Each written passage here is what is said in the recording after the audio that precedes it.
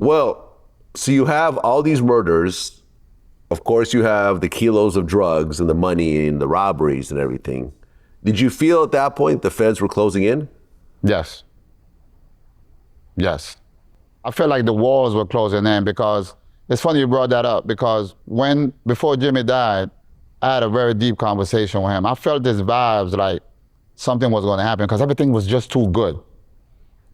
When everything you touch in that game turns into gold, most people will be like, wow, happy. But in my case, because of my New York experience, because of my Philly experience, I always knew that when you start getting money on that level, when death comes, it comes with a smile, meaning it's somebody you know. And if you constantly inflicting violence, I also knew at that age that at some point it's gonna come back. But a lot of times what happened with me is that it was coming back with the people around me and it won't touch me. But I told Jimmy, I said, bro, if something happened to me, I need you to promise me that you're gonna take care of my family the way they're being taken care of right now. So he says, why would you say that, bro? What? We good, everything moving smooth. I said, bro, listen to me. This is how this shit moves. So he said, well, since we're on that note, I need you to promise me the same thing. And we shook on it. Less than 2 months later, what I was feeling wasn't really me, it was him. He died. So what led up to the actual arrest? It was just accumulation of everything. Everything, the feds was able to sit down and say, well, this is the guy from New York, this is the guy that was in Philly, this is the guy in DC. Okay, so how do we round this up and make it, where do we try this guy? Do we try him in Philly? Do we try him in DC? Do we try him in New York? This and that. So they just issue an arrest warrant for me for the situation, the first thing that happened in New York, because that's how they was able to get a hold on me while they build the case and they decide where it's gonna be tried. So they matter of fact, I stand corrected.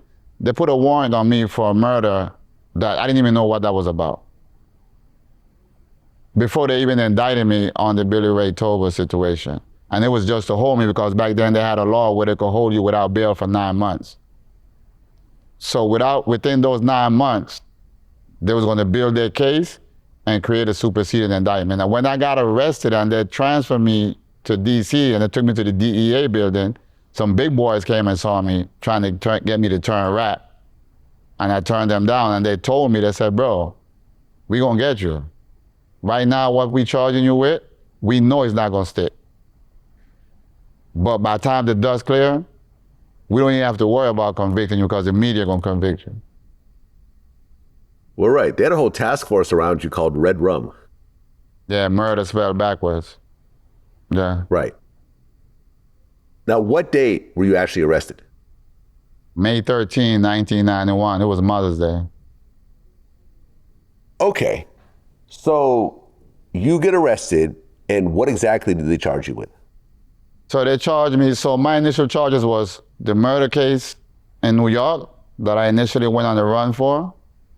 And then they had me also charged with a murder in DC, which is the murder I just told you that they said that they knew I was going to beat eventually.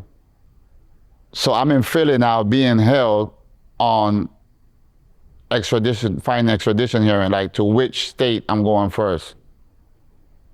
And they worked it out between themselves and the feds came and I guess spoke to New York and said, let us take him. New York said, go ahead. So they took me, even though New York had the jurisdiction to take me first.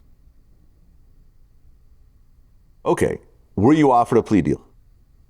In DC? Just period at that point? No. Okay, no bond, I assume? No, that was out of the question. Right. Okay. So you're being charged with one murder or multiple murders? Well, in DC, it was just one. It was just one. They had this list of other murders that they allege happened within my crew, but they couldn't charge me with none of that stuff. Okay, but the other case? The one in New York? Yeah. Yeah, that got placed on hold pending the outcome of the DC thing. Once I got convicted in DC 6 months later, I'm extradited to New York. I go to New York. In New York, I was offered a plea. And I was about to take the plea because I was trying to avoid the family having to relive that whole thing. But we couldn't come to an agreement as far as the terms of the plea. So because I already had 80 some years, I wasn't thinking clear, like, yo, fuck it, I'm going to trial again, let's go.